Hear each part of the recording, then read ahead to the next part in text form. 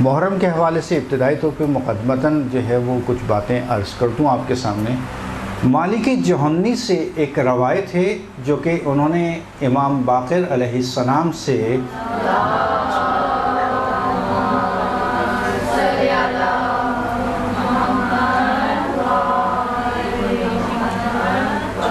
حدیث نقل کی ہے۔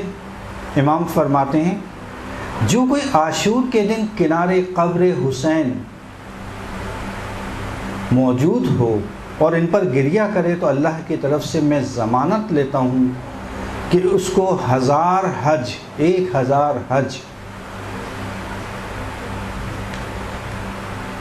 1000 عمرہ، اور وہ بھی رسالت مآب کے ساتھ، اور 1000 جہاد کرنا رسول کے ساتھ کا ثواب عطا کرے گا۔ یعنی امام باقر علیہ السلام جو کوئی عاشور کے دن امام حسین کی قبر کے کنارے یعنی ساتھ میں ہو اور وہاں پر موجود ہونے کے بعد وہ گریہ کرے تو کتنا ثواب؟ کرے میں ضمانت لیتا ہوں، اللہ تعالیٰ کی طرف سے ضمانت لے رہے ہیں کہ اس کو 1000 حج، 1000 عمرہ اور 1000 جہاد رسول کے ساتھ کرنے کا ثواب عطا ہوگا۔ صحابی نے سوال کیا، یابن رسول اللہ، میں آپ پر قربان جاؤں، یابن رسول اللہ میں آپ پر قربان جاؤں کہ وہ لوگ جو دور رہتے ہیں کربلا نہیں آ سکتے ان کے لیے کیا ہے؟ تو مولا نے جواب دیا کہ وہ یا بیابان میں چلے جائیں یا اپنی گھروں کی چھتوں پر چلے جائیں اور وہیں سے دور سے کربلا کی طرف اشارہ کرتے ہوئے سلام کریں حسین پر اور دشمنان اور قاتلین پر لعنت بھیجیں، اور اپنے گھر میں دیکھیں یہ اہم ہے کہ چونکہ ہمارے یہاں ایک طریقہ رائج ہے کہ ہم اپنے گھروں پہ مجالس برپا کرتے ہیں تو عموماً لوگوں کے ذہن میں سوال آتا ہے کہ گھر پہ مجلس کرنے کا کیا ضرورت ہے، ہم امام بارگاہ میں کر لیتے ہیں، ہم کہیں اور کر لیتے ہیں۔ نہیں، گھر پہ مجلس کرنے کی اہمیت یہاں بتائی جا رہی ہے، کیا کہ وہ دور سے ہی حسین پر سلام کریں اور دشمنان و قاتلین پر لعنت کریں اور اپنے گھروں میں ہمارا مرثیہ پڑھیں اور ہمارا ماتم برپا کریں اور سب مل کر مصیبت حسین پر گریہ و زاری کریں تو میں خدا کی طرف سے ان کے لیے ضمانت لیتا ہوں، یعنی ضامن بن رہے ہیں امام، کہ میں خدا کی طرف سے ان کے لیے ضمانت لیتا ہوں کہ یہ تمام ثواب ان کو ملے گا۔ کون سا ثواب؟ 1000 حج، 1000 عمرہ اور 1000 جہاد کا۔ صحابی نے فوراً کہا، مولا یہ تمام ثواب فقط اس عمل پر؟ تعجب کے ساتھ بولا، اس کو تعجب پر ہوتا اتنا ثواب؟ امام علیہ السلام نے جواب دیا، اے جوہنی، نہ فقط یہ ثواب بلکہ تمام انبیاء و اولیاء و مرسلین نے جو مصیبتیں راہ خدا میں اٹھائی ہیں ان کے تمام ان مصیبتوں کے اٹھانے کا جو ثواب ہے وہ بھی ان کو عطا ہوگا۔ یعنی اہمیت بتائی جا رہی ہے کہ مجالس کا برپا کرنا اپنے گھروں پہ کتنی زیادہ اہمیت رکھتا ہے۔ اس کا ایڈریس کامل الزیارات میں ابن قولیہ نے صفحہ 174 پر یہ روایت بیان کی ہے۔ کامل الزیارات، کتاب کامل الزیارات ابن قولیہ صفحہ 174۔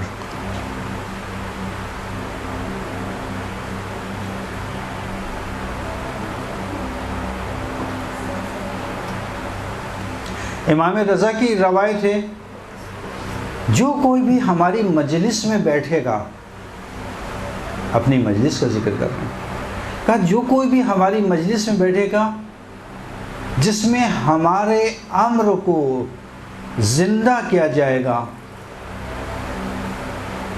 اس کا دل کبھی نہیں مرے گا جس دن سب کے دل مر جائیں گے، یعنی قیامت کی طرف اشارہ ہے کہ جس دن سب کے دل مر جائیں گے اس دن اس مومن کا جو مجلس کرے گا، جو مجلس میں شرکت کرے گا، اس کا دل زندہ رہے گا۔ علامہ مجلسی بہار الانوار 44ویں جلد 44 جلد صفحہ نمبر 278۔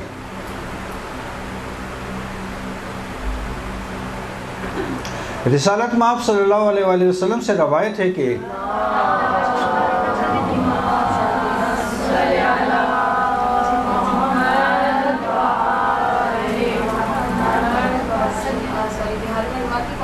علامہ مجلسی بہار الانوار 44 جلد نمبر صفحہ نمبر 278۔ رسالت مآب فرماتے ہیں رحمت خدا ہو ہماری مجلس اور ذکر برپا کرنے والوں پر۔ رسالت مآب فرماتے ہیں رحمت خدا ہو، خدا کی رحمت ہو ان افراد پر کہ جو ہماری مجالس اور ذکر برپا کرتے ہیں، مجلس منعقد کرنے کا ثواب، اور اس میں شرکت کرنے والوں پر جو مجالس میں شرکت کرتے ہیں۔ شیخ مفید اعمالی شیخ مفید صفحہ نمبر 222۔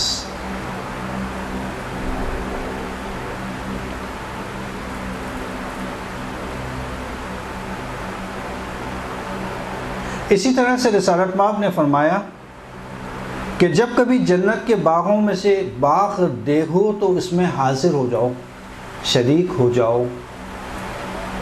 پوچھا یا رسول اللہ یہ جنت کے باغ کون سے ہیں جو دنیا میں ہیں؟ کہا ہماری مجالس جس میں ہمارا ذکر ہو۔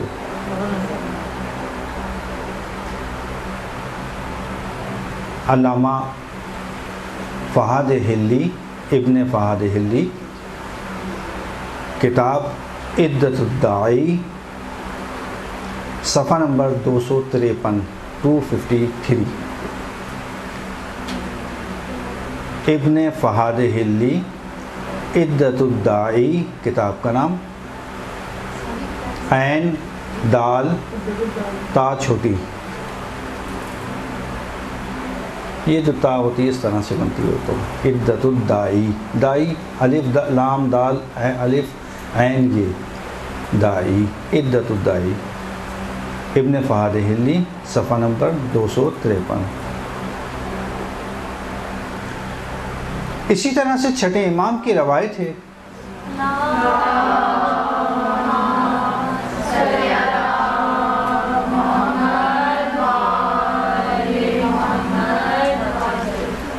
ہر نالو گریہ زاری مکروہ عمل ہے سوائے یاد خدا کے۔ یہاں مراد یاد خدا نہیں ہے، ذکر خدا، یاد خدا، گناہوں پر گریہ و زاری اس کے علاوہ کی بات ہو رہی ہے۔ لیکن حسین کے لیے گریہ و زاری۔ علامہ مجلسی بہار الانوار 45ویں جلد صفحہ نمبر 313۔ علامہ مجلسی بہار الانوار کتاب کا نام، جلد نمبر 45 صفحہ نمبر 313۔ جی ہر نالو گریہ و زاری مکروہ ہے مگر حسین پر نالہ و گریہ و زاری۔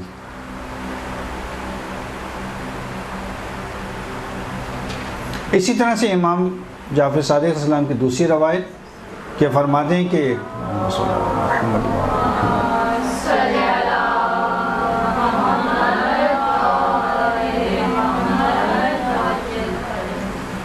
حسین کی قبر پر قیامت تک 4000 فرشتے اللہ نے معین کیے ہیں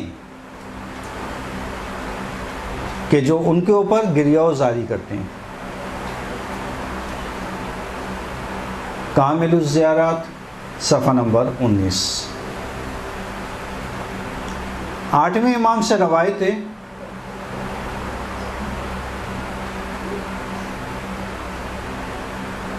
اچھا، عموماً لوگ سوال کرتے ہیں کہ بھئی یہ ہمارے یہاں موت واقع ہو جاتی ہے تو ہم مجالس سے امام حسین برپا کرتے ہیں، عزاداری کرتے ہیں امام حسین کی۔ اسی حوالے سے یہ روایت بہت اہمیت کی حامل ہے کہ اس روایت کو حتماً یاد کریں کہ 8ویں امام سے اصل میں ہمارے لیے امام معصوم کا قول، فعل اور تقریر تینوں چیزیں حجت ہیں۔ تینوں چیزیں، فعل جو وہ انجام دیتے ہیں، اور قول جو بیان کیا، اور تقریر یعنی ان کے سامنے کوئی عمل انجام دیا گیا ہو اور وہ خاموش اس عمل کو دیکھتے رہیں، تو اس کا مطلب کیا ہے کہ جائز ہے عمل۔ اسی لیے امام رضا کی روایت ہے کہ انہوں نے شبیب سے، پسر شبیب سے، اے پسر شبیب، اگر تمہیں کبھی کسی چیز پر رونا آئے تو تم حسین پر گریہ کر لینا۔ کیوں؟ اس لیے کہ میرے جد کو بھیڑ بکریوں کی طرح سے ذبح کیا گیا۔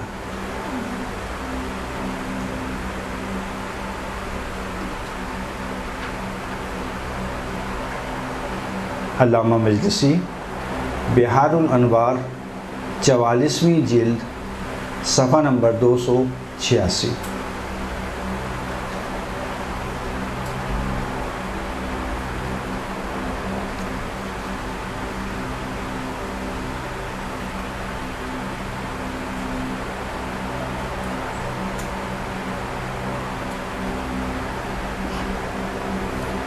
اور یہ روایت بھی امام رضا علیہ السلام سے ہے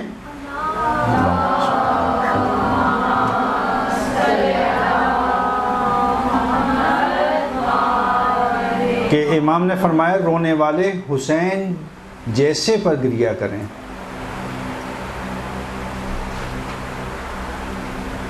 رونے والے حسین پر گریہ کریں، کیونکہ حسین پر گریہ گناہان کبیرہ کو ختم کرتا ہے۔ یعنی حسین پر فقط ایک آدمی گریہ کر لے، خود اس کے گناہ کی کمی کا باعث بنتے ہیں۔ علامہ مجلسی بحار الانوار 44ویں جلد صفحہ نمبر 284۔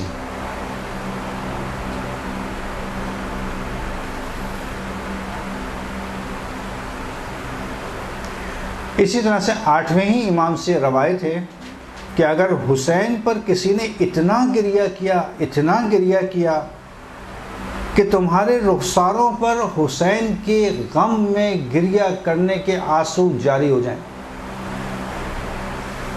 تو اللہ تمہارے سارے گناہوں کو معاف کر دے گا، چاہے وہ چھوٹے ہوں یا بڑے ہوں، کم ہوں یا زیادہ ہوں۔ یعنی کتنا ثواب ہے حسین کے غم میں گریہ کرنے کا۔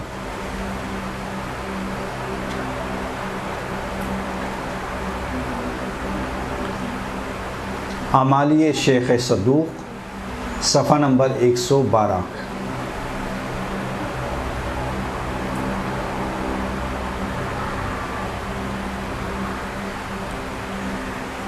امام جعفر صادق علیہ السلام فرماتے ہیں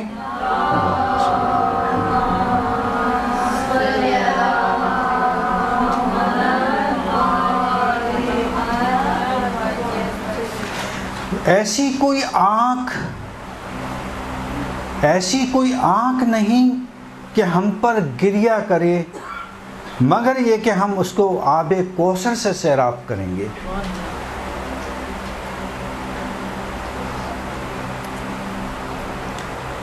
جامع الاحادیث جلد نمبر 2 صفحہ نمبر 554 554۔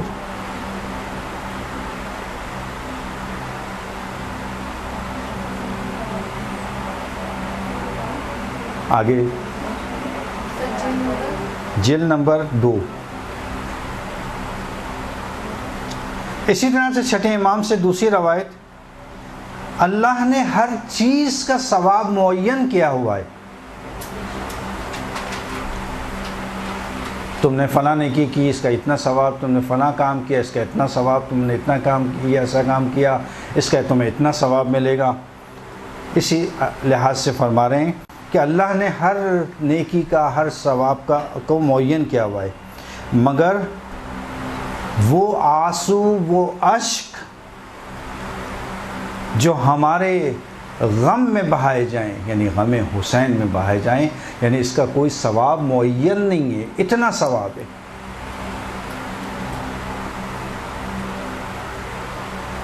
یہ حدیث بھی جامع الاحادیث میں موجود ہے، 12ویں جلد میں موجود ہے، صفحہ نمبر 548۔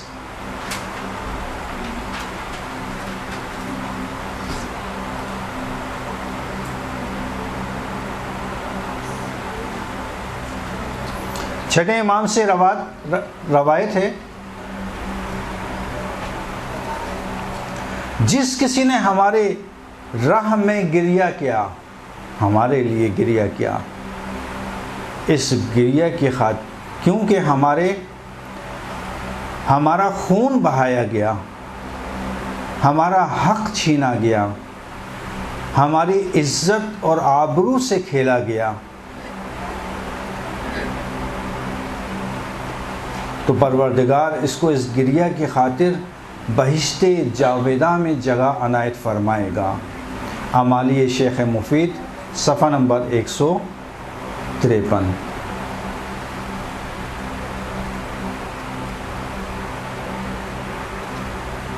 آٹھویں امام سے روایت، اگر تم چاہتے ہو کہ جنت کے اعلی درجے پر فائز ہو تو ہمارے غم میں غم زدہ ہو جاؤ، غمگین ہو، اور ہماری خوشی میں خوش۔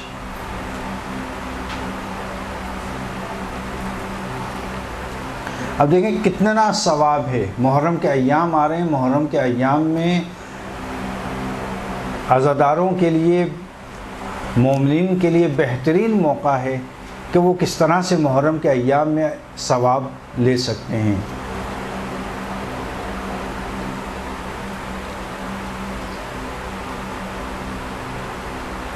امام جعفر صادق علیہ السلام فرماتے ہیں،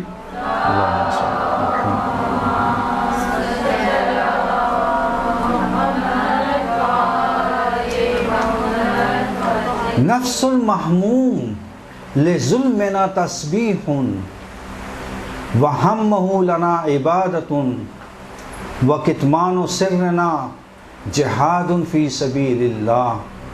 کیا فرمایا کہ ہماری مظلومیت پر اگر کوئی غمزدہ ہوتا ہے، غمگین ہوتا ہے، اس کا ہر سانس تسبیح ہے۔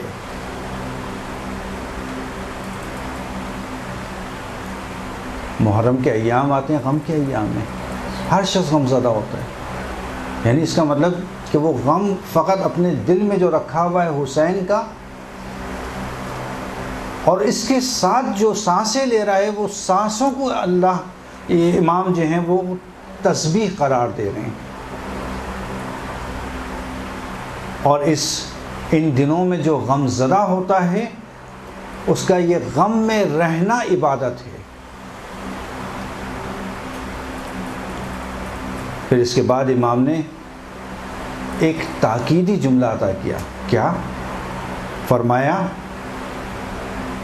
اپنے اصحاب کو فرمایا کہ دیکھو اس حدیث کو سونے کے حروف سے لکھ لو اپنے پاس۔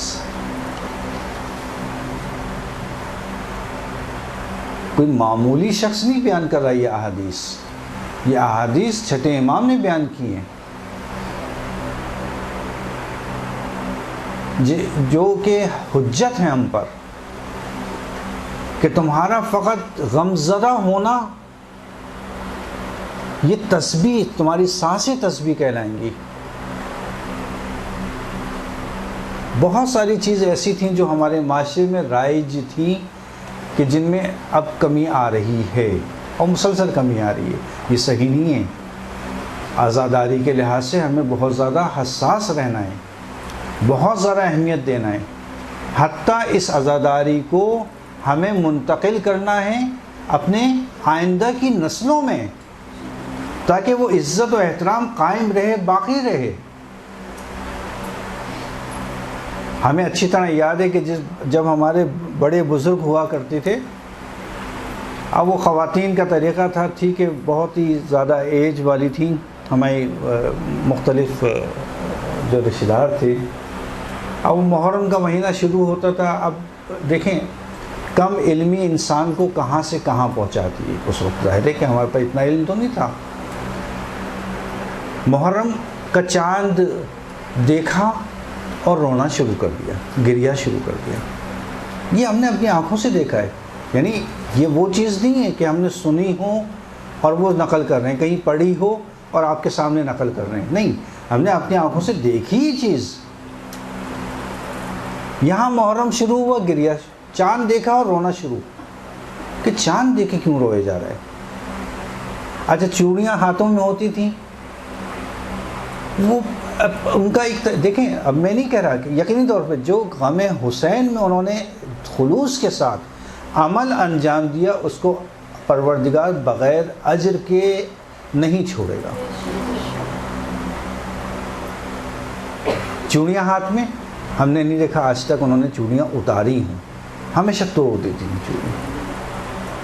دیکھیں بعض چیزوں کا تعلق جو ہے وہ ہم فقہ اور شریعت سے نہ جوڑیں۔ ہو سکتا ہے کہ فقہ اور شریعت کے اندر اس کا کوئی ذکر نہ ہو، لیکن بالآخر ایک معاشرے کی رسم ہے، اس لیے کہ عزاداری ڈیپینڈ کر رہی ہوتی ہے آپ کے اپنے عرف کے اوپر، کہ آپ کے معاشرے میں کس چیز کو عزاداری کہا جاتا ہے۔ ہر وہ چیز جو آپ کے معاشرے میں عزاداری کہا جاتا ہے اس پر آپ کو عمل کرنا ہے۔ ٹھیک ہے، ان کے معاشرے کے اندر یہ تھا رائج، چوڑیوں کو وہ لوگ توڑا کرتے تھے محرم کے پہلے چاند رات کے دن، چاند رات میں توڑا۔ میں نے اپنی زندگی میں کبھی نہیں دیکھا کہ چارپائی پہ سو رہا ہوں، محرم کے ایام آئے چارپائی الٹی کر دی، بستر نیچے آ گیا، بستر نیچے آ گیا۔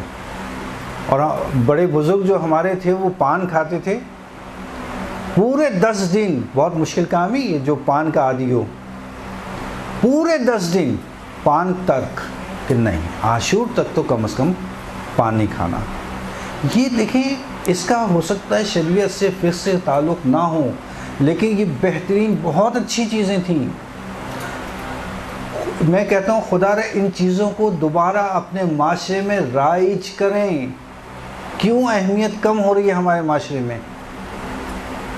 اہمیت کم نہیں کرنا چاہیے ہمیں ان چیزوں کی، ہمیں اس کو بالکل اس طرح سے چلا آ رہا تھا ہمارے معاشرے میں، اسی طرح سے عزاداری کو قائم رکھنا ہے، اسی طرح سے عزاداری منانا ہے۔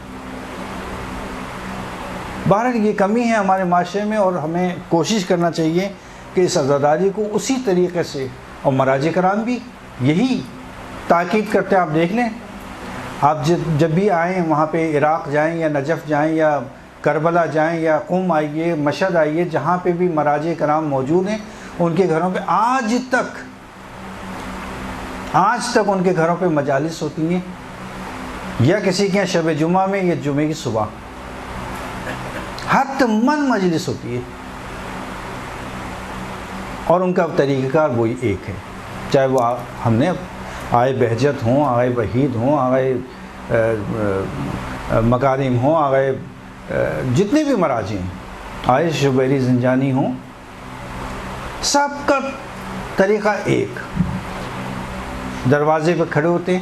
اب ضعیفی کا عالم اس وقت، آئے وحید کی ایج تقریباً 99 کے قریب ہے، آئے وحید کی ایج، اب اس 99 سال کا ایک ضعیف شخص، اچھا ماشاءاللہ سے حافظہ دیکھیں آج بھی درس خارج دے رہے ہیں۔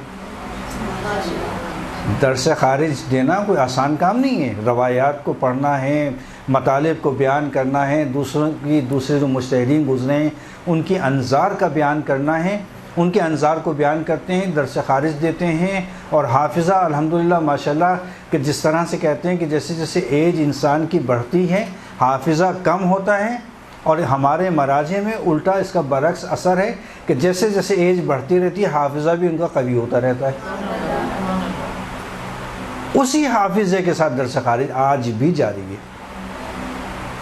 اچھا اب دیکھیں ہمارے جتنے بھی مراجع ہیں سارے کے سارے 70-80 سے اوپر ہیں، 70-80 سے نیچے تو ہے ہی نہیں۔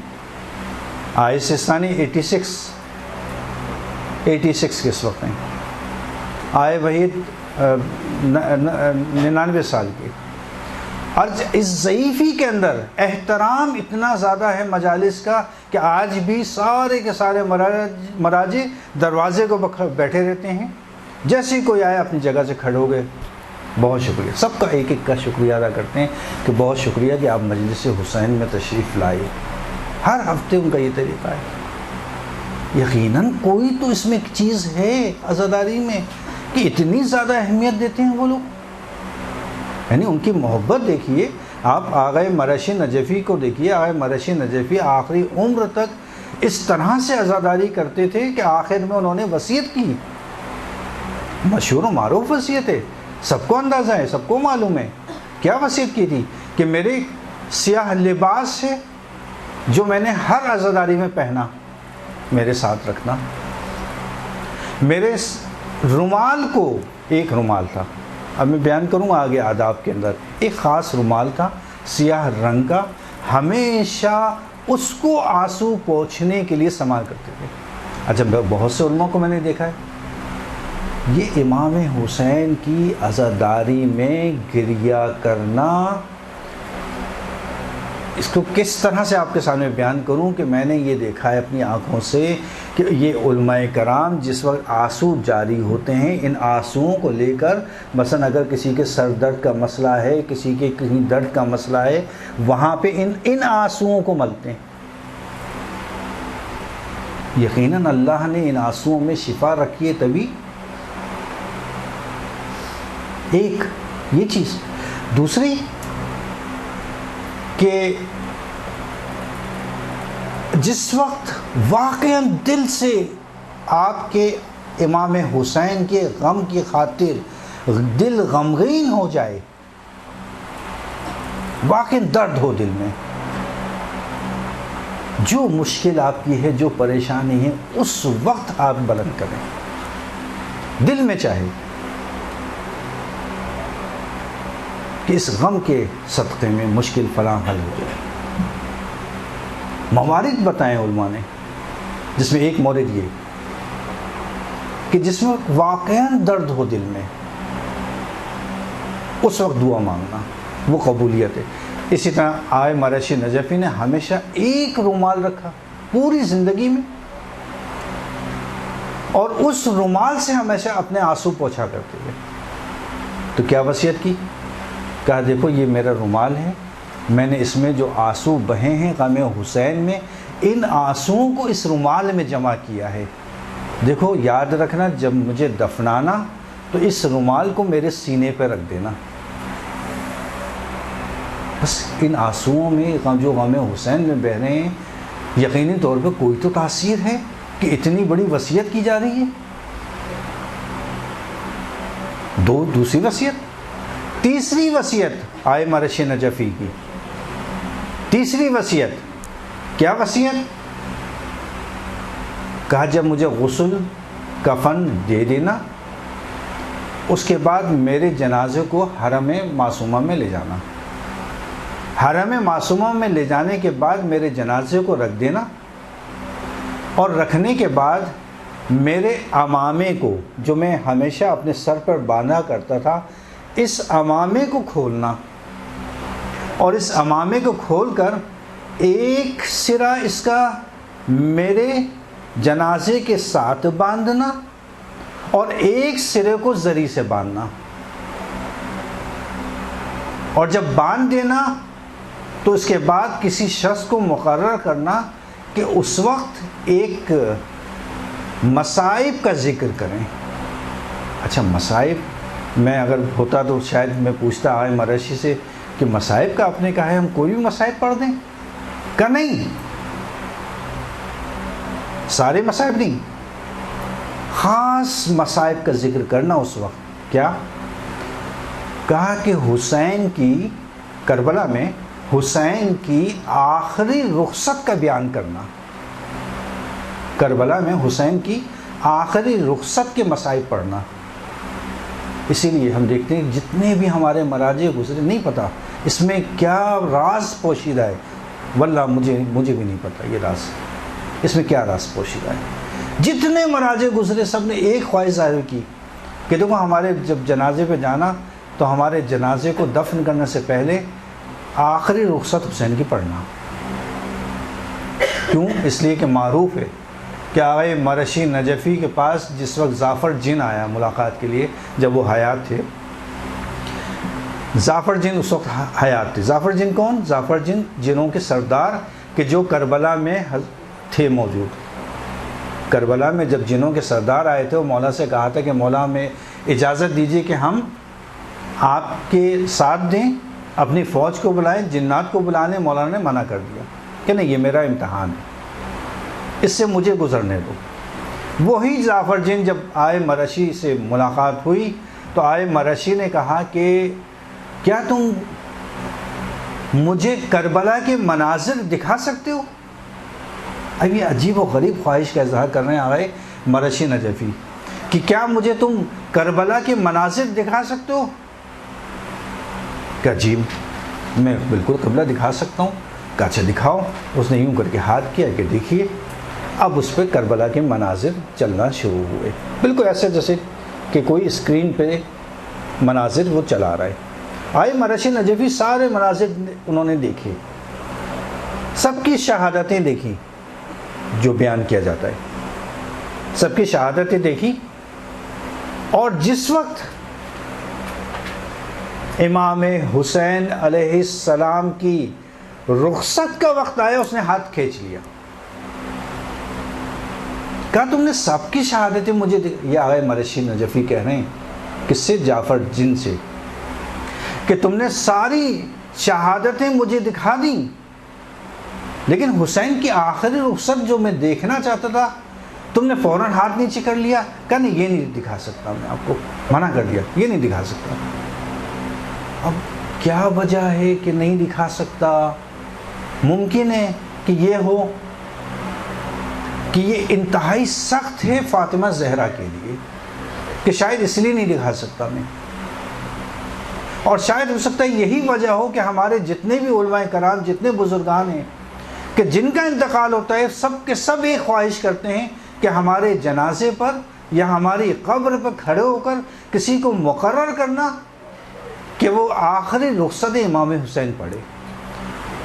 اب یہ راز وہ لوگ جانیں کہ کیا راز ہے اس میں۔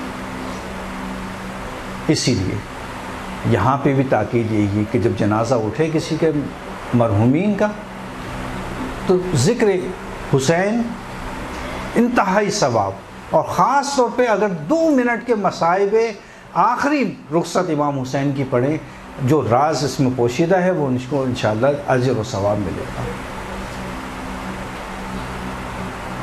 بہرحال آپ کے وقت ہے آرام کا، آپ لوگ تھوڑا سا ریسٹ کر لیجئے، اس کے بعد انشاءاللہ دوسرے حصے میں انشاءاللہ کوشش کریں گے کہ آج اس کو ہم کمپلیٹ کر دیں۔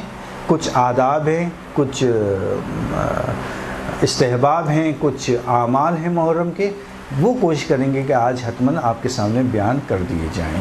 ایک مرتبہ صلوات پڑھیں محمد و آل محمد۔ جی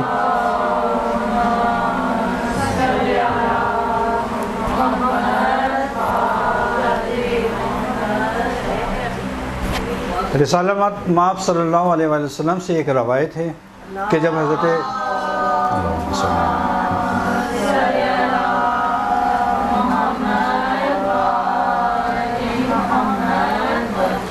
جب رسالت مآب نے حضرت فاطمہ زہرا سلام اللہ علیہا کو خبر دی کہ امام حسین کے ساتھ، میرے حسین کے ساتھ کیا واقعہ ہوگا کربلا میں، تو انہوں نے کہا کہ کون ہوگا کہ جو اس وقت گریہ کرے گا؟ آپ ہوں گے، اس طرح کی پوری روایت۔ اس کے بعد آخر میں کہا نہیں، میں قوم کو اللہ تعالیٰ خلق کرے گا کہ جو حسین پر گریہ کرے گی۔ اس کے بعد کہا کہ ان کا اجر کیا ہوگا بابا؟ اصل یہ ہماری روایت جو سنانے جا رہا ہوں، پہلے وہ واقعہ ہے پورا، وہ ایک روایت کی شکل موجود ہے، وہ آپ لوگوں نے سب نے سنا ہوا ہے، اور اس کو میں نے پچھلے درس میں بیان کر چکا ہوں اس چیز کو۔ اس کے آگے کی چیز میں بیان کر رہا ہوں کہ اب یہاں پہ سوال کیا حضرت زہرا نے کہ ان کا اجر ثواب کیا ہوگا کہ جو میرے حسین پر گریہ کریں گے؟ تو پھر رسالت مآب نے فرمایا فاطمہ قیامت کے دن ہر آنکھ گریہ ہوگی، یعنی ہر آنکھ رو رہی ہوگی، مگر وہ آنکھیں کہ جس نے حسین کے غم میں آنسو بہائے، یعنی ہر آنکھ گریہ کرے گی قیامت کے دن مگر وہ آنکھیں جس نے حسین کے غم میں گریہ کیا۔ یہ آنکھ قیامت کے دن خندہ ہوگی، یعنی مسکرا رہی ہوگی، اور اسی کو جنت کی خوشخبری سنائی جائے گی۔ علامہ مجلسی بحار الانوار 44ویں جلد صفحہ نمبر 293۔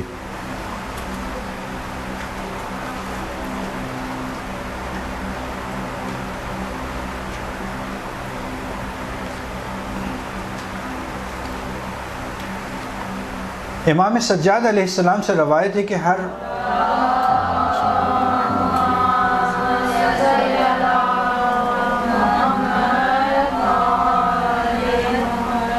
چوتھے امام سے روایت ہے کہ ہر مومن ذکر شہادت حسین پر کہ جس کی آنکھوں سے آنسو جاری ہو جائیں، خداوند جنت میں اس کے لیے عالی مقام قرار دے گا۔ ینابع المودہ صفحہ نمبر 429۔ اسی طرح سے چھوٹے من کی ایک اور حدیث کہ جس کی آنکھوں میں ہماری مصیبت پر آنسو جاری ہوئے اللہ تعالیٰ اس کو جنت نصیب کرے گا۔ احقاق الحق قاضی نور اللہ شوستری جلد نمبر 5 صفحہ نمبر 523۔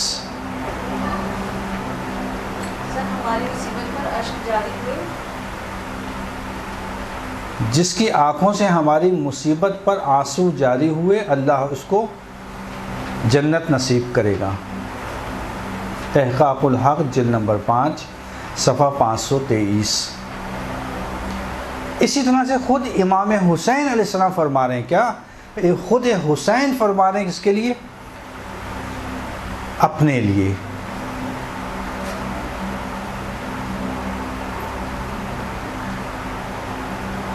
انا قتیل الابرا لا یذکرنی مؤمنا الا بکا، میں کشتے اشک ہوں، یعنی آنسوؤں کا قتل ہونے والا، میں کشتے اشک ہوں، کوئی مومن مجھے یاد نہیں کرتا مگر یہ کہ میری مصیبتوں پر آنسو بہائے۔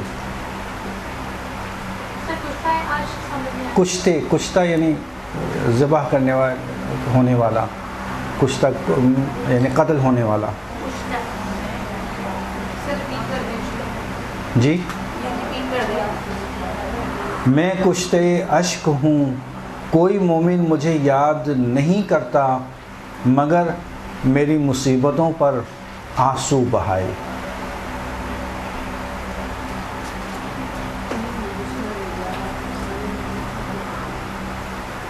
چھٹے امام کی روایت،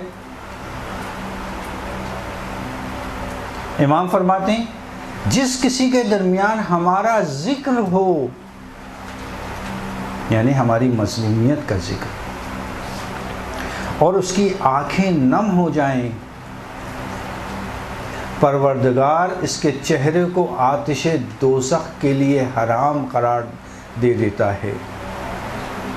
جس کسی کے درمیان ہمارا ذکر ہو اور اس کی آنکھیں نم ہو جائیں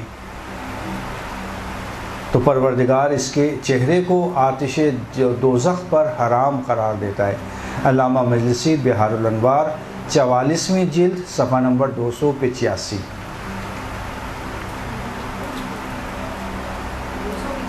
جی پانچویں امام کی روایت ہے،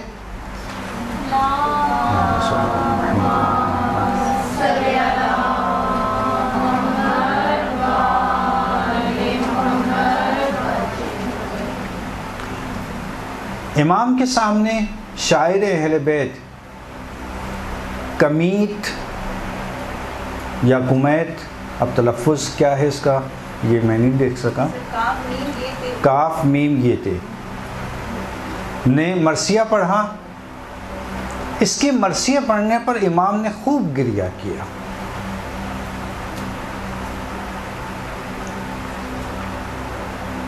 امام نے خوب گریہ کیا اور اس کے بعد اپنے سر کو بلند کیا، یعنی سر کو اٹھایا اور فرمایا کوئی ایسا مومن نہیں جو ہماری یاد منائے یا اس کے سامنے ہمارا ذکر ہو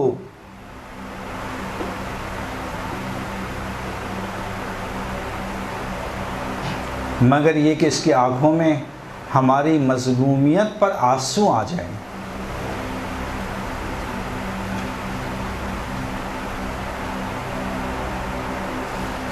اللہ تعالیٰ ایسے شخص کو جنت میں محل دے گا اور اس پر آتش جہنم کو حرام قرار دے گا. الغدیر علامہ امینی. اور اس پر آتش جہنم کو حرام قرار دے گا، یعنی اس کے لیے آتش جہنم حرام ہوگی. علامہ امینی کتاب الغدیر جلد نمبر 2 صفحہ 202 جلد نمبر 2 صفحہ نمبر 202.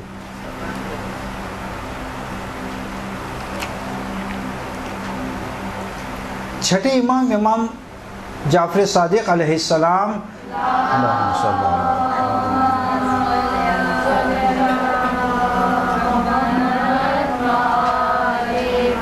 عزاداروں کے لیے خاص طور پہ ایک دعا فرما رہے ہیں. کیا دعا فرما رہے ہیں؟ امام کے سامنے ایک عزادار آیا. امام نے اس کو دیکھا اور فرمایا اللہ تمہارے اشکوں پر رحمت نازل فرما، آگاہ رہو، یاد رکھو کہ تمہارا شمار ہمارے ہمدردوں اور غم گساروں میں سے ہے،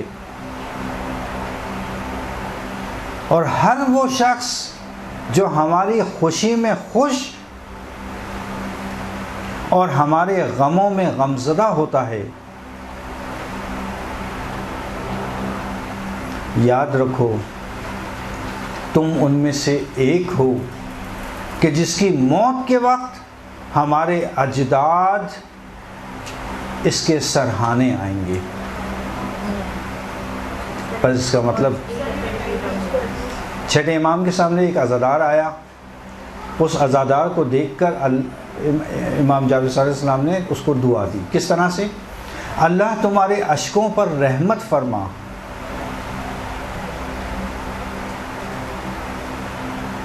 تمہارے آنسوؤں پر رحمت نازل فرما، آگاہ رہو، یاد رکھو کہ تمہارا شمار ہمارے ہمدردوں اور غم گساروں میں سے ہے، جو ہماری خوشی میں خوش اور ہمارے غموں میں غمزدہ ہوتے ہیں. یاد رکھو کہ تم انہی میں سے ہو کہ جس کی موت کے وقت ہمارے آباء و اجداد اس کے سرہانے آتے ہیں، یعنی جو حسین کے غم میں عزاداری مناتا ہے، مجالس برپا کرتا ہے، ان میں شرکت کرتا ہے، ان کے اوپر آنسو بہاتا ہے، ان کا ماتم و گریہ و زاری کرتا ہے، اس کے سرہانے موت کے وقت کیا ہوگا؟ ائمہ تشریف لائیں گے. بس جو یہ چاہتا ہے کہ اس کی موت کے وقت موت میں آسانی پیدا ہو، اس کے کنارے پہ ائمہ تشریف لائیں، اس کو یہ سارے کام انجام دینا چاہیے. شیخ حر عاملی وسائل الشیعہ جلد نمبر 10 صفحہ نمبر 397 397. شیخ حر عاملی وسائل الشیعہ جلد نمبر 10 صفحہ نمبر 397. اب عزاداروں کے لیے خود حضرت فاطمہ کیا فرما رہی ہیں؟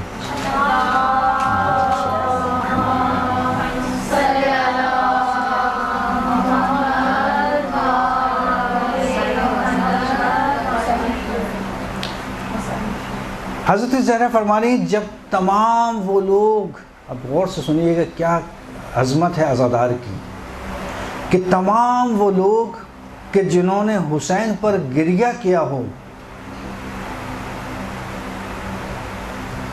تمام وہ لوگ کہ جنہوں نے حسین پر گریہ کیا ہو وہ جنت میں داخل ہو جائیں گے، پھر اس کے بعد میں جنت میں داخل ہوں گی۔ کتاب البکا صفحہ نمبر 86، کتاب البکا، بکا یعنی گریہ،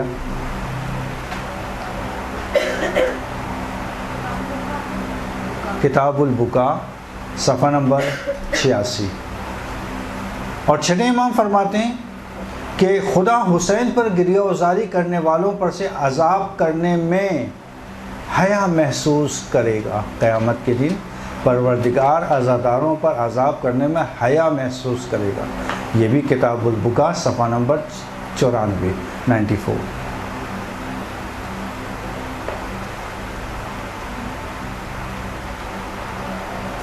چھٹے امام کی روایت، میرے جد حسین ہمیشہ اپنے زوار اور ان کے اوپر گریہ کرنے والوں اور مجلس عذاب برپا کرنے والوں پر نظر رحمت رکھتے ہیں، یعنی ہر وقت نظر رحمت رکھتے ہیں۔ چھٹے امام سے روایت، میرے جد حسین ہمیشہ اپنے زواروں اور ان کے اوپر گریہ کرنے والوں پر اور مجلس عذاب برپا کرنے والوں پر نظر رحمت رکھتے ہیں۔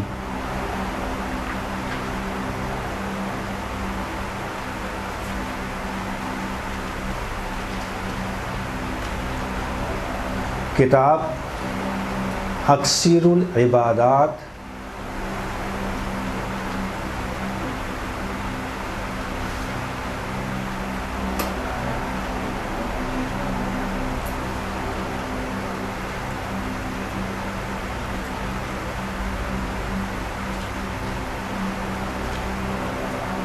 اسی کتاب میں ایک اور روایت چھٹے امام سے کہ ہمارے جد حسین اپنے رونے والوں پر نگاہ رحمت رکھتے ہیں اور ان کے لیے طلب مغفرت کرتے ہیں اور اپنے والدین اور بھائی سے بھی دعا کی درخواست کرتے ہیں۔ کتاب اکثیر العبادات۔ چھٹے امام سے روایت ہے، ہمارے جد حسین اپنے رونے والوں پر نگاہ رحمت رکھتے ہیں اور ان کے لیے طلب مغفرت کرتے ہیں۔ کتنی بڑی اہمیت کی بات ہے کہ انسان اگر حسین کے غم میں غم زدہ ہو اور ان پر گریہ کرے تو حسین اس کی مغفرت کو طلب کرتے ہیں، اور فقط وہ خود نہیں طلب کرتے بلکہ اپنے والدین اور اپنے بھائی سے یعنی امام حسن سے درخواست کرتے ہیں کہ اس کے لیے جس نے مجھ پر گریہ کیا ہے اس کے لیے طلب مغفرت کرو۔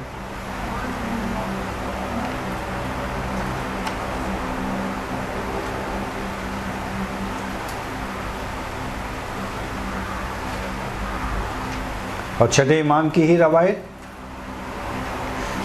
کہ خدا جس کی خیر خواہی چاہتا ہے اس کے دل میں حسین کی محبت ڈال دیتا ہے۔ یہ بس اس کا مطلب یہ ہوا کہ حسین کی محبت ایک نعمت ہوئی کہ جو اللہ نے ہمیں عطا کی ہے، بس اس نعمت کو باقی رکھنا ہے، اس کو برقرار رکھنا ہے۔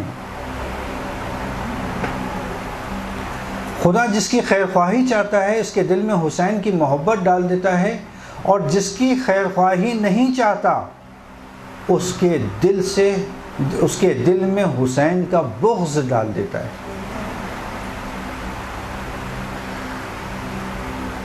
شیخ الرعاملی وسائل الشیعہ جلد نمبر 10 صفحہ نمبر 388 388۔ اسی طرح سے یہی حدیث بہار الانوار میں علامہ مجلسی بہار الانوار اور کی 98 میں جلد صفحہ نمبر 76 76۔ چھٹے امام کی روایت، گریہ کرنے والا اپنی جگہ سے نہیں اٹھتا کہ اللہ اس کے گناہوں کو معاف کر دیتا ہے، بالکل اس طرح سے کہ جیسے ابھی اپنی شکم مادر سے آنے والا بچہ۔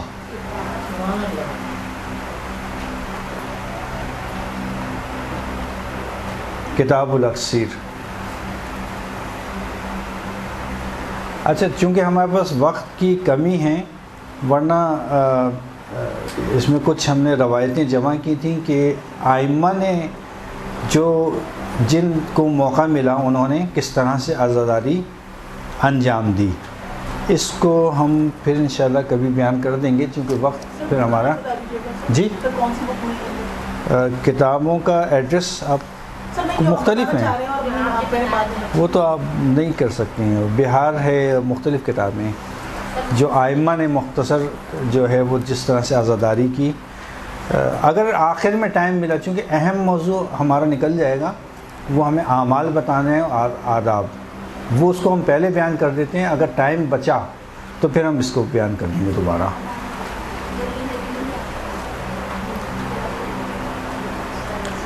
جس طرح سے ہم نے پہلے بیان کیا تھا آپ کے سامنے کہ محرم الحرام ایک احترام والا، حرمت والا مہینہ ہے، تو اس کے بھی کچھ نہ کچھ اعمال ذکر کیے گئے ہیں۔ سب سے بڑا عمل جو اس مہینے میں وہ سب کو معلوم ہے اور وہ ہے عزاداری۔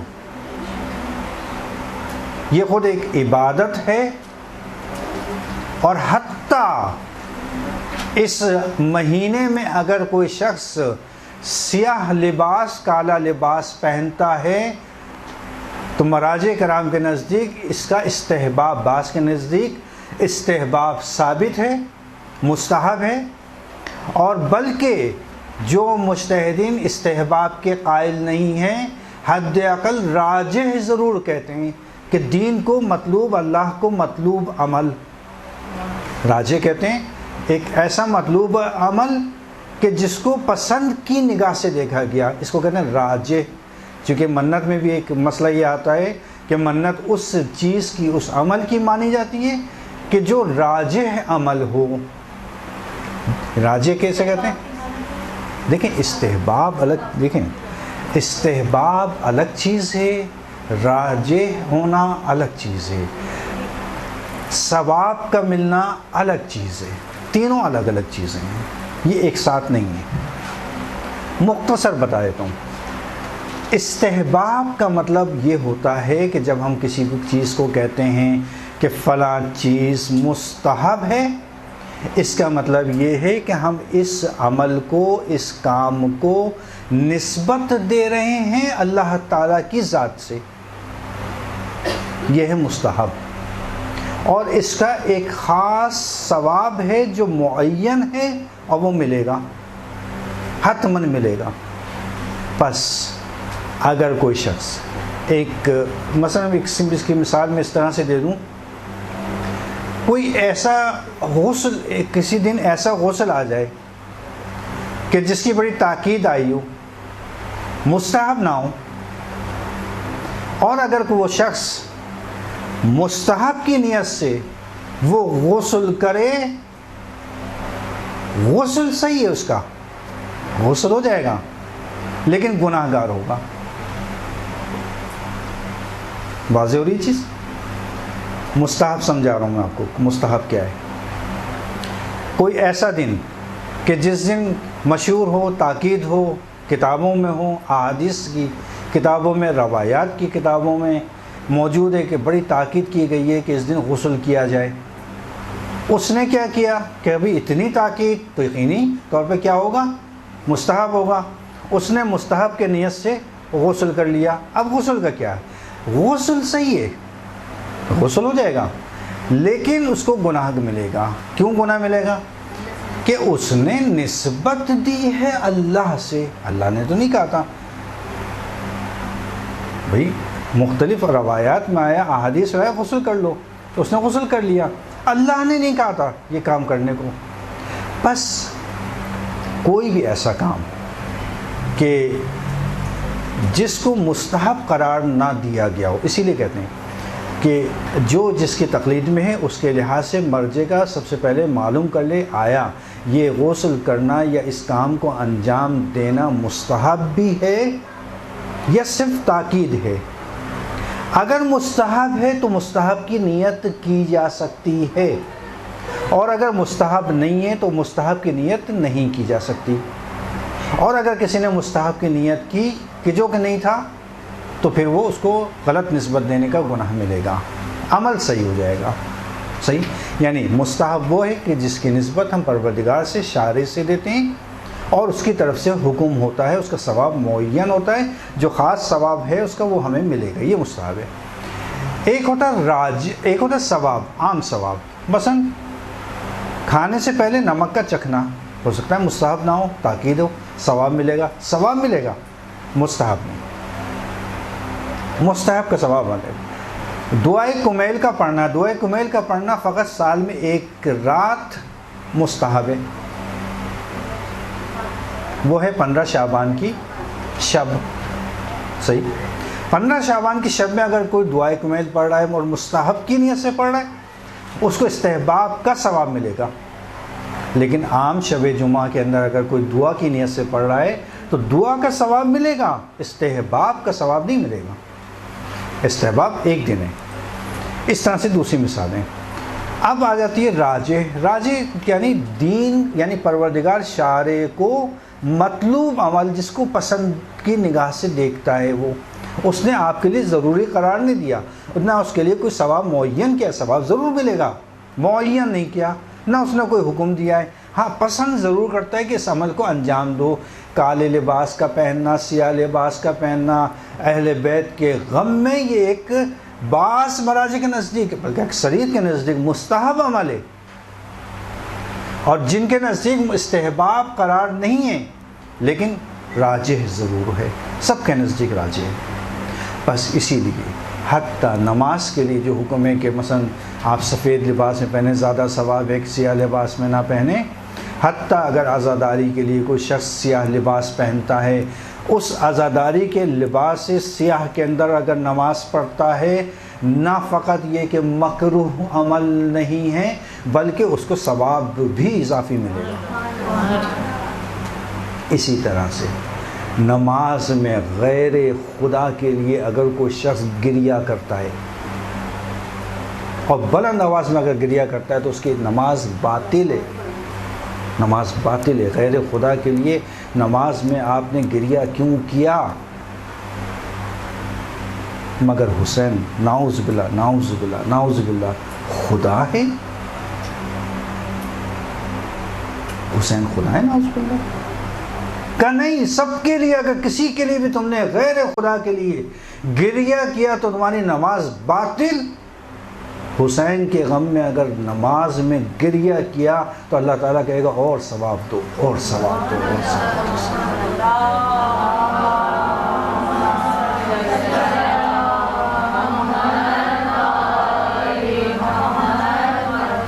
یہ ہے حسین کی عظمت۔ ایسے ہی تو نہیں رسول سجدے میں پڑے رہے، حسین کندھے پہ بیٹھ گئے، جب تک دل چاہا بیٹھے رہے، کہتے سبحان اللہ سبحان اللہ سبحان اللہ سبحان، جب تک خود نہیں اٹھ گئے، خود نہیں اٹھ گئے۔ یہ حسین کی منزلت۔ تو کہا کہ دیکھو غیر خدا کے لیے نماز میں رو گے، نماز تمہاری قبول نہیں ہے، ختم، باطل، بیکار۔ کہا حسین کے غم میں رو گے تمہیں ثواب بھی ملے گا، بالکل جائز، بلکہ ثواب۔ کتنی عظمت ہے حسین کی۔ تو یہ محرم میں سیاہ لباس، حسین کے لیے گریہ، ہر وقت روزانہ مجلس کریں، روزانہ اپنے گھر میں مجلس کریں۔ ابھی گھروں کی کتنی تاکید ہے روایت میں، گھروں میں۔ بھائی قبلہ آپ گھروں میں مجلسوں کا کہہ رہے ہیں، اتنا مشکل کام کیسے انتظام کریں گے؟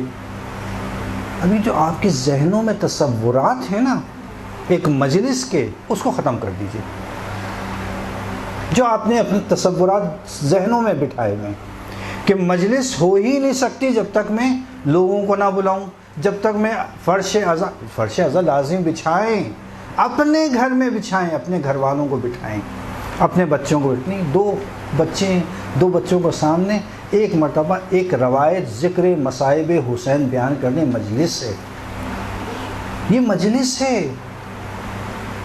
روزانہ کتنے ہی علماء گزرے ایسے کہ جو پورے سال کبھی ایسا نہیں ہوا کہ جو انہوں نے اپنے گھر میں مجلس منعقد نہ کی ہو.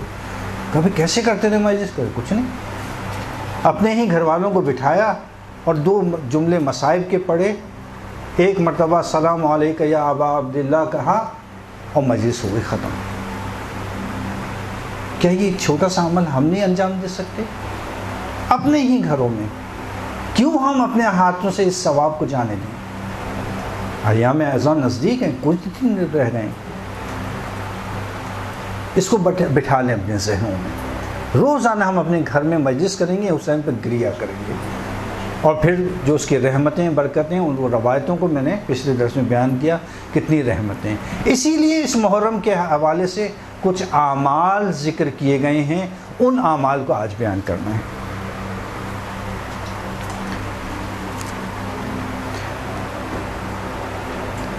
شب اول میں محرم کی کچھ شب اول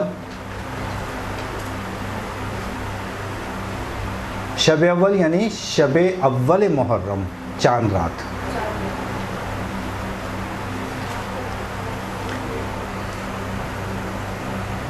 اچھا، کچھ دعاؤں کا ذکر ہے، کچھ نمازوں کا ذکر ہے. شب بیداری بہت زیادہ ہے، اس میں بہت زیادہ اہمیت ہے. شب بیداری کرنا اور قرآن کی کثرت کے ساتھ تلاوت کرنا یہ بیان کیا گیا ہے، اور یہ دعائیں جو ہیں مفاتی میں ذکر ہیں. چونکہ ہمارے پاس وقت کی بہت زیادہ کمی ہو رہی ہے، اس لیے جو ہے وہ آپ مفاتی سے دیکھ سکتے ہیں. پہلی محرم کو روزہ رکھنا، کیونکہ روایت ہے کہ 5ویں امام سے کسی نے پوچھا کہ مولا پہلی محرم کو روزہ رکھنے کا کیا ثواب ہے یا کیا اس کی اہمیت ہے؟ کہا اس لیے اس کو روزے کو قرار دیا گیا ہے کہ جناب زکریا نے آج پہلی محرم کو دعا مانگی تھی، اللہ نے اس دعا کو مستجاب کیا تھا اور اس کے قبول کیا تھا، اس لیے کہا ہے کہ روزہ رکھو، اور روزہ رکھنے کے بعد پہلی محرم کے حوالے سے دعا مانگو، انشاءاللہ تمہاری دعا قبول ہوگی. اور یہ روایت وسائل الشیعہ کی 7ویں جلد میں اور پہلی حدیث ہے، وہاں موجود ہے.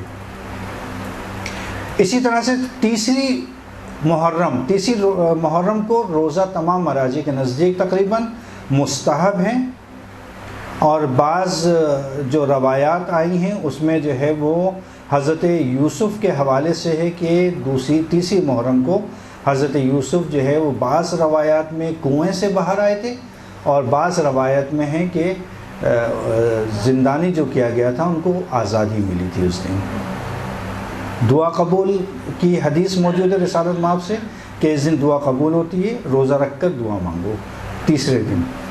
اور اسی طرح سے 7ویں محرم کو روزہ رکھنا، یہ اس کی بہت زیادہ تاکید ہے اور بہت مستحب قرار دیا گیا ہے.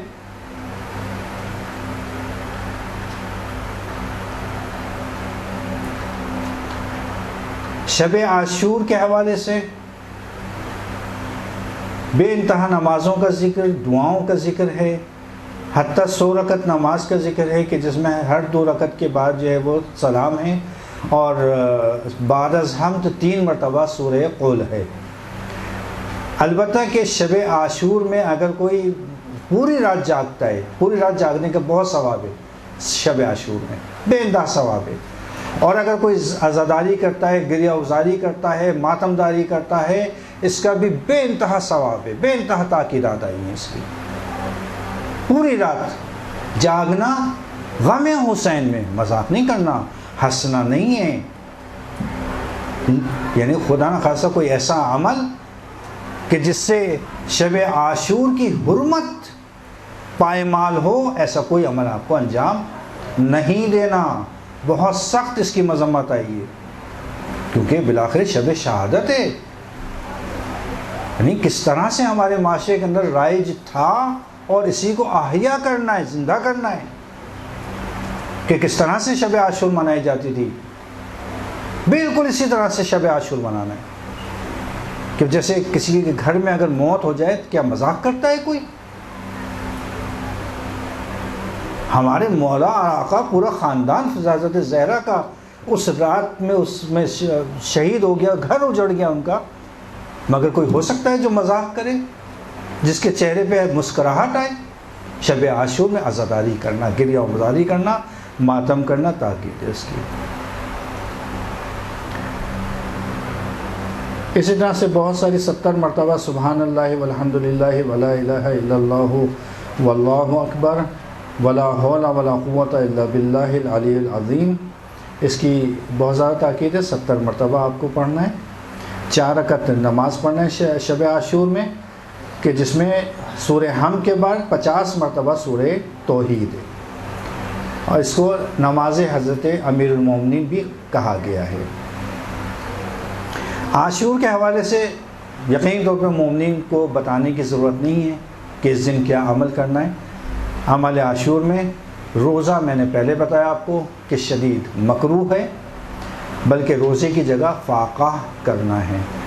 فاقہ یعنی ایک ایسی حالت کہ جس میں روزہ نہ ہو اور آپ کو کھانے پینے سے پرہیز کرنا ہے، فاقہ کرنا ہے. زیارت امام حسین پڑھنا ہے. عزاداری کثرت کے ساتھ انجام دینی ہے. اور اگر زائرین یا جلوس وغیرہ میں اگر کوئی پانی پلانا، شربت پلانا، نیاز تقسیم کرنا، بے انتہا ثواب ہے. روایات موجود ہیں، میں روایت نہیں پڑھ رہا وقت کی کمی کی وجہ سے. نیاز کا تقسیم کرنا، پانی پلانا، ہمارے مومن کو پانی پلاؤ، ہم یہ تمہیں عطا کریں گے. جس نے یہ کیا ہم پر احسان کیا، ہم اس کا احسان کا بدلہ قیامت کے دن دیں گے. فاقے سے مطلب یہ کہ بعد اس کے بعد عزاداری نہیں، فاقہ میں تو نہیں، فاقے میں تو بہتر یہ کہ نہ فاقہ کرنا. جو اگر کوئی بعد فاقے کے بعد فاقہ ہوتا ہے در حقیقت عصر تک. اچھا، لوگوں کا ایک عموماً سوال یہ ہوتا ہے کہ بھئی عصر کے وقت تو اصل امام حسین کی شہادت ہے، وہ کہتے ہیں آپ فاقہ شکنی کر لیجئے. نہیں، دیکھیں، فاقہ شکنی کا عصر کے وقت اس لیے ہے کہ جس وقت امام حسین کی شہادت ہو گئی، نہیں کہتے میں دیکھ رہا ہوں کہ میرے جد رسول خدا، میرے بابا علی اور فاطمہ آب کوثر لیے کھڑے ہوئے ہیں، مجھے بلا رہے ہیں، حسین آ جا میرے پاس، میں آب کوثر سے تم کو سیراب کروں. فاقہ شکنی یہ ہے. جیسے عصر کے وقت امام حسین شہید ہوئے ہیں اور ان کی روح ان سے منسلک ہوئی ہے، وہاں پر انہوں نے آب کوثر پیا ہے. اس لیے کہتے ہیں کہ فاقہ شکنی عصر کے وقت فاقہ شکنی کریں، کیونکہ مولا سیراب ہو گئے.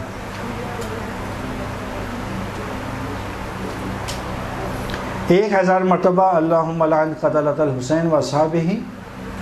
اور فاقہ شکنی کے لیے جو ہمارے پاس 1000 مرتبہ سورہ توحید کی تلاوت عاشور کے دن، 1000 مرتبہ سورہ توحید کی تلاوت. اور اسی طرح سے فاقہ شکنی کے لیے جو ہے وہ جو ہمارے پاس تاکید آئی ہے وہ آئی ہے کہ اگر کوئی شخص فاقہ شکنی کرے تو بہتر یہ ہے کہ تربت امام حسین سے فاقہ شکنی کرے. تھوڑی سی تربت خاک شفا، تھوڑی سی خاک شفا لے کر پہلے رکھے زبان پر، اس کے بعد پھر کوئی چیز کھائے. یعنی فاقہ شکنی بھی تربت حسین علیہ السلام سے.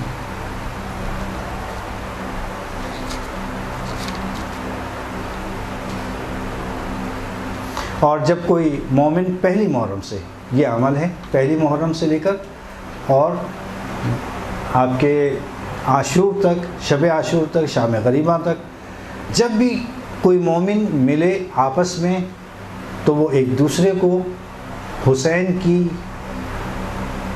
شہادت کا پرسہ دے. پہلی محرم سے شب عاشور تک ملاقات کرتے ہوئے کیا کہنا ہے؟ اعظم اللہ اجورنا و اجورکم بمصائبنا حسین علیہ السلام. اعظم اللہ اجورنا و اجورکم بمصیبت یا مصائبنا حسین علیہ السلام. یہ پڑھنا ہے آپ کو، یعنی ایک دوسرے کو ذکر کرنا ہے. جب بھی اس کو بہت چھوٹی سی عبارت ہے، اس کو یاد کر لیں، چونکہ یہ عموماً ہمارے یہاں تو یاد ہے سب کو کہ جب بھی کسی سے مومن سے ملاقات ہو محرم کے ایام میں، خصوصاً 10 ایام اس دن سلام کریں کوئی حرج نہیں ہے، لیکن اگر یہ پڑھیں سب سے زیادہ تاکید اس کی ہے، اعظم اللہ اعظم اللہ اعظم اللہ اجورنا اعظم اللہ اجورنا و اجورکم بمصائبن الحسین علیہ السلام۔ مفاتی میں بھی موجود ہے، وہاں سے آپ لوگ دیکھ لیے گا، اس میں موجود ہے، بہت آسان ہے اور بہت زیادہ ثواب اس کا، بہت زیادہ ثواب ہے۔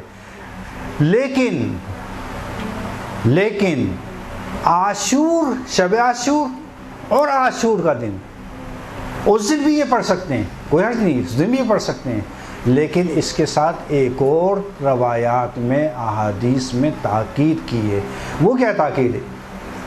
وہ تاکید یہ کی گئی ہے روایات میں، احادیث میں، کہ شب عاشور سے لے کر شام غریباں تک یہ خاص عمل ہے کہ جب دو مومن آپس میں ملیں تو گلے ملیں، گلے مل کر گریہ کریں اور ایک دوسرے کو حسین کی مصیبت کا پرسہ دینا، بہت زیادہ تاکید، یعنی ایسا انداز اپنانا ہے کہ جیسے آج ہمارا باپ مر گیا ہے،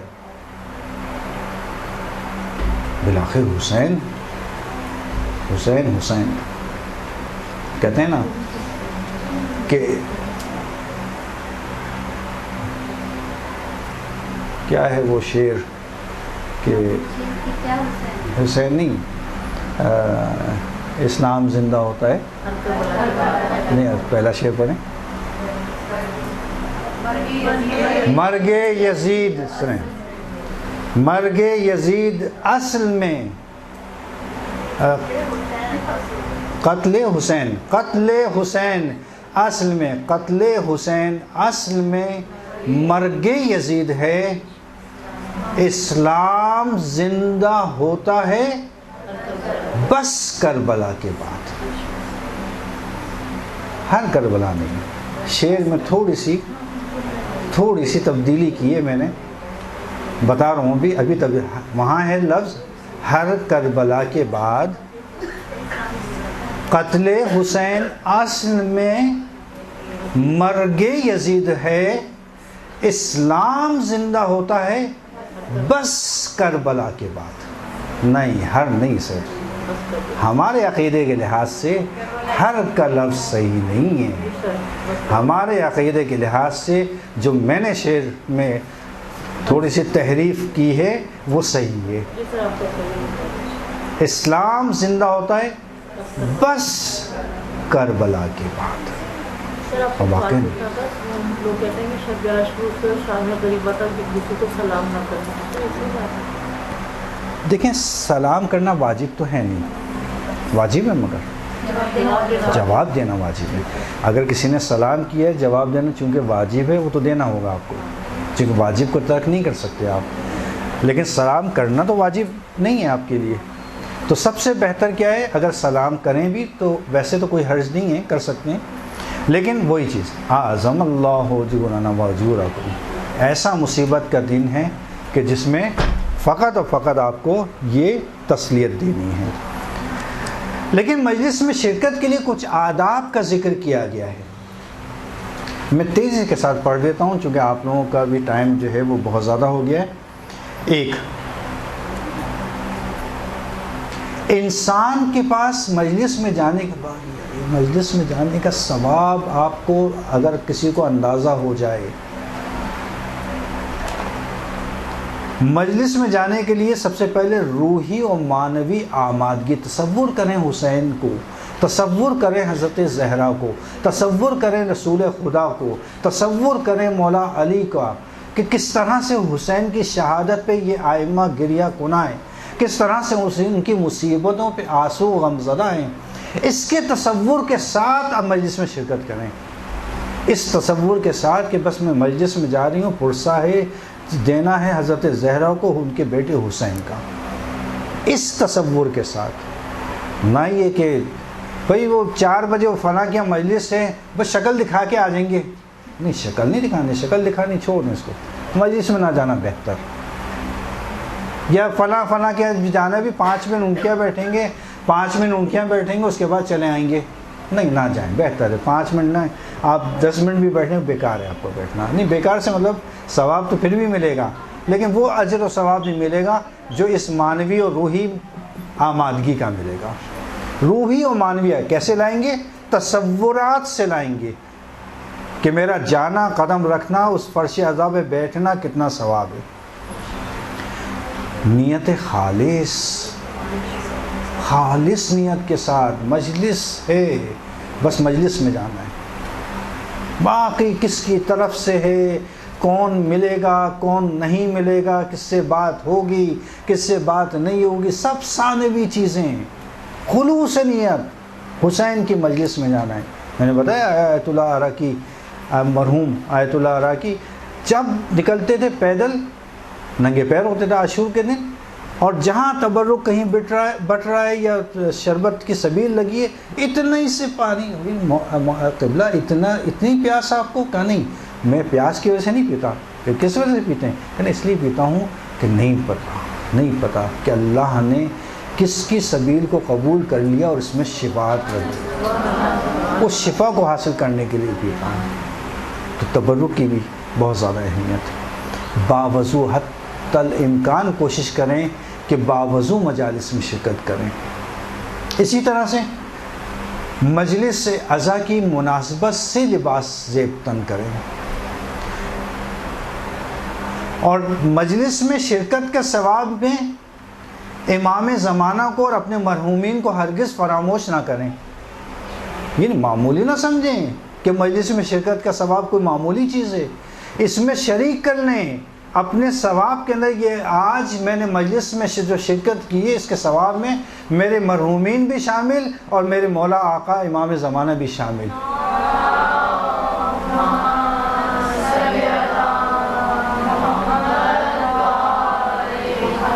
اگر کوئی شخص یہ کام کر سکتا ہے جو میں بیان کرنے جا رہا ہوں، جیسے آیا مراشی نجفی کا میں نے واقعہ بیان کیا کہ ایک رومال، ایک خاص رومال ہمیشہ کے لیے بنا لیں، 2 بنا لیں، 1 بنا لیں، 2 بنا لیں، جس میں اپنے آنسوؤں کو جمع کریں۔ یہ آنسو آپ کی شفاعت کریں گے قیامت کے دن، یہ آنسو آپ کی شفاعت کریں گے۔ رومال، ایک خاص رومال منہ پہ مل لیں، بہت اچھی بات۔ میں کہا شفا کے لیے علماء کو دیکھا میں نے کہ ان آنسوؤں کو ملتے ہیں، ان آنسوؤں کو نہیں ملتے، لیکن ٹائم نہیں ہے ہمارے پاس۔ ان آنسوؤں کو، آپ آنسوؤں کی بات کر رہی ہیں؟ آیت اللہ عظمہ بروجردی قوم کے بہت بڑے مرد، یعنی عالم اسلام کے بہت بڑے مرجع قوم میں دفن ہیں۔ آئے بروجردی جس وقت جو ہے وہ مرجع کے سطح پر آنے والے تھے، یعنی اجتہاد کی منزلت طے کرنے والے تھے، اس وقت ان کی آنکھوں کی بینائی کم ہو گئی۔ جب یہ ڈاکٹروں کے پاس، طبیبوں کے پاس گئے تو انہوں نے کہا یہ کچھ عرصے کی بینائی ہے جو باقی بچی ہے آپ کی، یہ اس کے بعد ختم ہو جائے گی۔ انہوں نے گریہ شروع کیا کہ میں تو مرجع بننے آیا تھا، میں تو مجتہد بننے آیا تھا، یہ پروردگار کہ یہ کیا ہو گیا کہ ابھی اس اجتہاد کی پہلی منزل پر نہیں پہنچے، میری آنکھیں چلی گئی اور کچھ عرصے بعد بالکل ختم ہو جائیں گی۔ گریہ کرتے کرتے سو گئے۔ رات میں خواب میں امام حسین کو دیکھا، کہا شفاعت چاہتے ہو؟ کہ جی شفاعت چاہتے ہیں۔ کیا کرو؟ کہا شفاعت حاصل کرنا چاہتا ہو تو یہ تو ہم سے کیوں فریاد کر رہے ہو؟ ہم سے کیوں فریاد کر رہے ہو؟ یہ تو ہم نے اپنے عزاداروں کو دی ہوئی ہے شفاعت۔ کہا کیا کروں؟ کہا کہ جس وقت میرے حسین کے غم میں سینہ زنی ماتم کرتے ہوئے عزادار جائیں تو ان کے پیروں کے نیچے کی جو خاک ہے اس کو اٹھا کے لگاؤ۔ یہ آغا بروجردی کا مشہور ترین واقعہ کہ انہوں نے اپنی آنکھیں بچائی ہی عزاداروں کے خاک سے، اس خاک کو اپنی آنکھوں پہ لگایا۔ اس کے بعد ان کی روشنائی نہ فقط واپس آ گئی بلکہ اس طرح سے آئی کہ آخری عمر تک انہوں نے چشمہ ہی نہیں لگایا۔ یہ اللہ نے شفاعت رکھی ہے، عزاداروں کی اہمیت کم نہیں ہے۔ میں بہت خاک کربلا کی تسبیح کا ہاتھ میں رکھنا، ویسے عام دنوں میں بہت زیادہ ثواب ہے، ان دنوں میں خاص طور پر اپنے ہر پرس میں، ویسے بھی خواتین کے پرسوں میں ہر چیز ہوتی ہے، لیکن تسبیح تو کم از کم رکھ لیں اس دن، خاک شفا کی تسبیح عام نہیں، میں تسبیح عام کی بات نہیں کر رہا، میں کہہ رہا ہوں خاک شفا کی تسبیح صرف نہ پڑھیں، ہاتھ میں رکھیں، اس کا بے انتہا ثواب، کیوں؟ کہا 2 ثواب ملیں گے۔ کیا ثواب ملیں گے؟ کہا یہ خاک شفا کی تسبیح خود ذکر کرتی ہے، کہ تم نہ بھی کرو تو تمہیں اس کے ذکر پڑھنے کا ثواب ملتا رہے گا، اور اگر تم نے پڑھنا شروع کی تو 2 ثواب، اس کے ذکر کا بھی تمہارے پڑھنے کا بھی ثواب۔ تو اس خاک شفا کی تسبیح کم از کم ایام اعظا میں حتماً ساتھ رکھیں اپنے۔ لوگوں کو مجلس میں شرکت کی اپنی طرف سے دعوت دیں، تشویق کریں، کہیں چلو آج مجلس میں چلتے ہیں، ایک شخص کو لے جاؤ 2 آنسو بہا لے، اس کا سارا ثواب میں شریک آپ، تشویق کرنا۔ حدیث کو ایک عمل کے طور پر یہاں بیان کروں، حدیث اس کے پیچھے در حقیقت مجلس اعظا میں شرکت کے لیے ہر قدم کا 1000 ثواب۔ کتنے ثواب اللہ دے رہا ہے؟ پھر ایک اور چیز کہ بچوں کو حتماً جو ہے وہ یہ نہ کریں کہ بچے شیطانی کرتا ہے مجلس میں نہیں لے کے جائیں گے یا مجلس میں نہیں بھیجیں گے، یاد کیسے کرے گا وہ؟ اس کو حتماً لے کے جانا ہے، ہاں اس کو تھوڑا سا کنٹرول میں رکھنا ہے۔ موبائل کا استعمال کم سے کم کریں خدا کے لیے مجلسوں میں، اس کے احترام کو ملوث خاطر رکھیں، جہاں جگہ ملے وہاں بیٹھیں، باتیں کرنے سے پرہیز کریں، اور تبرک کو مومن کے احترام، تبرک کو دیں مومن کو احترام کو مد نظر رکھتے ہوئے، مومن کے احترام کو مد نظر رکھتے ہوئے دینا ہے۔ ایسا نہیں ہے تبرک کہ دل میں کچھ اور دل دھڑک کر رہا ہے اس کے بعد تبرک دے رہے ہیں، نہیں ایسا نہیں ہے، خلوص کے ساتھ تبرک دیں، اور تبرک کھانے والے اس تبرک کے احترام، اس کی اہمیت کو سمجھیں کہ اس کی کیا اہمیت ہے، شفا ہے اس میں شفا رکھی ہے، تبرک کا احترام کریں، جتنا مل جائے شکر کریں، اور جو نہ ملے اس کے اوپر بھی شکر کریں۔ تبرک میں جو تاکیدات علماء نے بیان کی ہیں، اس میں تبرک بانٹنے کی ابتدا جو ہے وہ بچوں سے کریں، چونکہ بچے سب سے اہم، ان کی تربیت کرنا ہے۔ ساتھ میں بیٹھے ہوئے افراد کا تبرک میں خیال رکھیں، مجلس کے بعد ہنسی مذاق سے پرہیز کریں، ایسا نہ ہو کہ مجلس کے بعد ہنسی مذاق سے پرہیز کریں، واپس جاتے ہوئے یاد رہے کہ آپ مجلس اعزا سے واپس جا رہے ہیں۔ اور جو بھی انتظامیہ مجلس کے اس سے تعاون کرے، مجلس میں کمی بیشی کا جو بھی مسئلہ ہو، جو مسائل ہوں، مشکلات ہوں، اس کا تذکر صرف اور صرف صاحب اعزا سے کریں، سب دوسروں سے نہیں ڈسکس کریں کہ فلاں جگہ ایسا ہوا اور ایسا ہو گیا، فلاں جگہ ایسا ہوتا بہت اچھا ہوتا، جیسا بھی ہوتا، جو بھی آپ کو اعتراضات ہیں وہ صاحب اعزا کو وہ بھی آہستہ سے اس کی عزت و احترام کا خیال رکھنا ہے آپ کو۔ اور آثار برکات عزاداری جو ہے وہ اگر آپ کہیں تو بیان کر دوں، ورنہ پھر گناہوں کی بیان نکل جائے گی آپ لوگوں کی۔ خیر چلے، گناہوں کی معافی کا باعث بنتی ہے، ثواب بے انتہا، تثبیت ایمان، ایمان کی استحکام کا باعث ہے، حسن عاقبت کا باعث ہے، تبلیغ دین کا باعث ہے، پیوند با آئمہ، لوگ کہتے ہیں کہ ہم آئمہ سے کیسے منسلک ہوں، کیسے متوسل ہوں، یہ مجالس سب سے بہترین ذریعہ ہیں، عامل بقائے اسلام ہے، استجابت دعا کا ذریعہ مجالس ہیں، تربیت گاہیں، چاہے بڑا ہو بچہ ہو، امیر ہو جاہل ہو عالم ہو، سب کی تربیت گاہ یہی مجلس ہے، مجلس سے کرنا اجر رسالت کا باعث ہے۔ عزاداری شفاعت ہے، عزاداری خود شفا ہے، نجات سکرات کے، موت کے سکرات سے اگر کوئی بچنا چاہتا ہے تو وہ عزاداری میں کرے اور عزاداری میں شرکت کرے۔ اچھا، یہ ساری چیزیں احادیث بھی ہیں کہ ہمارے جد آئیں گے اور سب اس کے پیچھے ہیں۔ خیر، بہت ساری چیزیں ایسی تھیں جو ہم نے شارٹ کر دیں وقت کی بنا پر، انشاءاللہ کہ اللہ تعالی ہم کو توفیق دے کہ ہم جس طرح سے ان کی خواہش ہے ائمہ کی کہ ہم عزاداری کو برپا کریں، اسی طرح سے انشاءاللہ توفیق دیں کہ ہم اس عزاداری کو برپا کریں انشاءاللہ، اور ہماری عزاداری کو، ہمارے مرثیوں کو، ہمارے گریے و ماتم کو اللہ تعالیٰ قبول کرے۔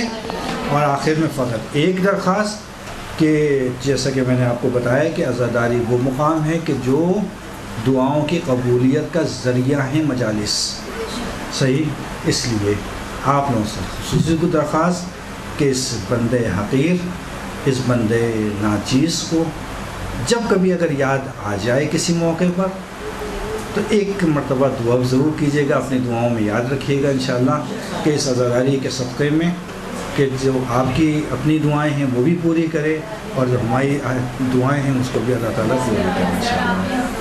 محتاج برحمتك يا أرحم الراحمين، وصلى الله على محمد وآله الطاهرين.